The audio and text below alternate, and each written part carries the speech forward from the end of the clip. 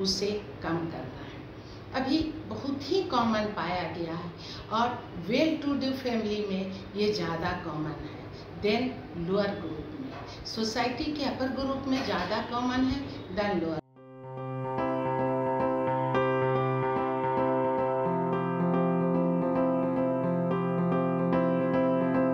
Doctor professor Rajni Sharma, obs and गायनिक department, Patna medical college Patna, अपना विचार PCOS पर देने जा रहे हैं, जो बहुत ही इम्पोर्टेंट सब्जेक्ट आज के दिन माना जा रहा है। PCOS पॉलीसिस्टिक ओवेरियन सिंड्रोम समाज के लिए और मेडिकल प्रोफेशन के लिए बहुत ही ज्वलन कंडीशन हो गया है, बहुत प्रॉब्लमेटिक समस्या हो गया है। इसमें दो तरह के पेशेंट आते हैं, एक टीन एज ग्रुप आते हैं और एक चाइल्ड बियरिंग एज ग्रुप आता है। टीन एज ग्रुप 13 से 19 ईयर्स तक के बच्चों का है। टीन एज ग्रुप 13 से 19 ईयर्स के लड़कियों का माना जाता है और चाइल्ड बियरिंग एज ग्रुप 20 से 40 ईयर्स की महिलाएं उसमें आती हैं। सबसे पहले टीन एज ग्रुप में उनके पेरेंट्स लेके आते हैं डॉक्टर के पास।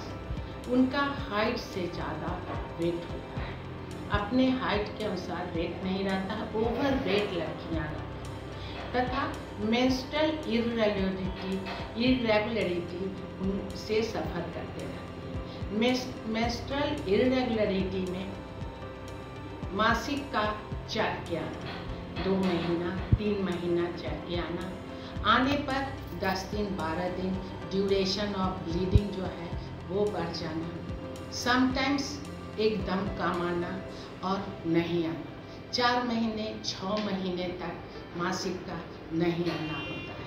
तथा हर्सुटिस मीन्स चेंज, लड़कों के ऐसा चेंज होना, एक्स्ट्रा हेयर होना, जैसे फेस पर एक हेयर एक्स्ट्रा हेयर लड़कियों में नहीं पाया जाता है, वो आने लगते हैं, चेस्ट पर आने लगते हैं, एब्डोमेन में आने लगते हैं तथा लिम्स पर आने लगते हैं, जो फेमिनाइजिंग कैरेक्टर नहीं है, वो चीज़ आने लगते हैं। तो लड़कियां, टीन एज ग्रुप की लड़कियां और उनके पेरेंट्स बहुत परेशान होते हैं। फिर चाइल्ड बियरिंग एज ग्रुप में भी बहुत प्रॉब्लम है, उसमें इरेगुलरिटी ऑफ मेंस होता है तथा इनफर्टिलिटी होता है, वो कंसीव नहीं कर पाती हैं तो कपल परेशान रहता है, फैमिली परेशान रहता है। अब बात है कि इसको करेक्ट कैसे किया जाए। तो सबसे पहला इसमें इम्पॉर्टेंट चीज़ है कि चेंज लाइफ स्टाइल को चेंज करना है। अपना वेट, जो ओवर वेट पेशेंट है उसे कम करना है।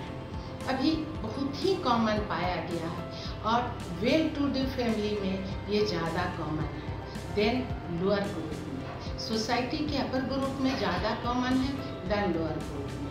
टीन एज में ये 30-35% केसों में पाया जा रहा है। तो फिर इसमें करना क्या है, इसमें वेट कम, लाइफ स्टाइल को चेंज करना है। सबसे पहला इसका मंत्र है क्योर होने के लिए चेंज लाइफ स्टाइल। अपने लाइफ स्टाइल को चेंज करके वेट घटाना है।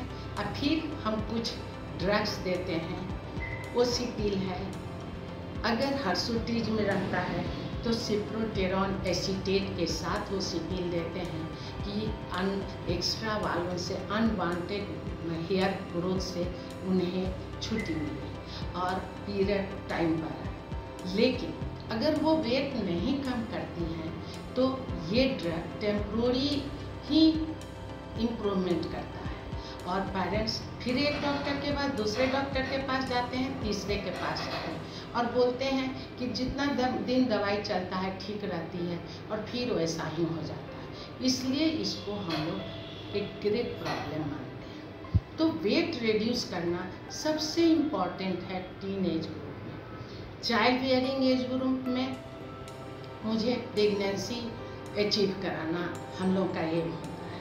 तो उसमें हम उनका वेट कम करवाते हैं, उनको समझाते हैं कि आपको वेट कम करने ही से ओवुलेशन होगा, क्योंकि PCOS में ओवुलेशन नहीं होता है। एक अंडा ओवरी में बनने के प्लेस पर 15-16 अंडा एक बन जाता है, जिससे कोई एक बहुत स्ट्रॉन्ग नहीं होता है जो फर्टिलाइज कर सके। इसलिए ऑलवेज वो इनफर्टिलिटी से सफ़र करती हैं। तो इस एज ग्रुप को मेरा एम होता है प्रेगनेंसी अचीव कराना। तो हम पहले इसमें आजकल हम लोग क्लोमिफेन साइट्रेट देते हैं, जो इसका ट्रीटमेंट ऑफ चॉइस माना जाता है। वो इसको इम्प्रूव कराता है, एक के कैरेक्टर्स को इम्प्रूव कराता है और ज़्यादा एक बनने को स्टॉप करता है। तो वो देते हैं। मेटफॉर्मिन नाम का एक ड्रग आता है, उसको देते हैं, जिससे वेट कम हो। उसको देने से मेटाबॉलिज्म, बॉडी मेटाबॉलिज्म पर, फैट मेटाबॉलिज्म पर इफेक्ट होता है और जिससे वेट घटता है और वो प्रेगनेंसी अचीव करती है। तो ये तो ड्रग हुआ। इसमें पेशेंट को भी धैर्य रखना है और उन्हें भी कुछ करना है और डॉक्टर्स को दवाई बताना है, ड्रग बताना है और कैसे ये ठीक हो इसका रास्ता बताना है। लेकिन लास्टली मेरा कहना है कि हम डॉक्टर, हम समाज पोलियो को इरेडिकेट कर सकते हैं। कोरोना को हराने के लिए भिड़े हुए हैं, तो काहे नहीं PCOD को भी हम हराएं। PCOD पहले, आज से 40 साल पहले PCOD एक भी नहीं मिलता था, लेकिन अभी हमको दोनों ग्रुप को मिलाने, टीनेज और चाइल्ड बेयरिंग को मिलाने, तो 60-70% केस में PCOS मिल रहा है। तो मेरे को इसको इरेडिकेट करने के लिए पेरेंट्स, कपल एंड डॉक्टर के भी काउंसलिंग करना बहुत ज़रूरी है। और लड़कियों को वेट नहीं बढ़ने दें, हाइट के अनुसार उनका वेट रहना चाहिए, एक्स्ट्रा वेट कभी नहीं होना चाहिए। फर्स्ट थिंग है। सेकंड थिंग है, हमेशा कॉन्शियस टू हेल्थ रहे, कॉन्स्टेंट टू फिगर रहे, तब ही इसको हम इरेडिकेट कर सकते हैं और सारे प्रॉब्लम जो ये PCOS के कारण होता है उन्हें हम दूर कर सकते हैं। तो मेंस्ट्रुअल इरेगुलरिटी, मेल ऐसा चेंज होना, फेस पर एक्स्ट्रा बाल आना, चेस्ट पर, एब्डोमेन पर, लिम्स पर बाल आना, ये फेमिनाइजिंग लुक होना चाहिए लेडीज़ का, लड़की का और लेडीज़ का। उसको हम ये रखते हैं दवाई से या उसको फैट कंट्रोल करके उस लुक को प्रिजर्व करते हैं, तभी हम PCOS से छुटकारा पा सकते हैं। तो इसमें समाज को भी हेल्प करना है, हम डॉक्टर को भी हेल्प करना है और फार्मास्यूटिकल्स को भी हेल्प करना है कि अच्छे क्वालिटी की ड्रग बना के वो मेरे को प्रोवाइड करें।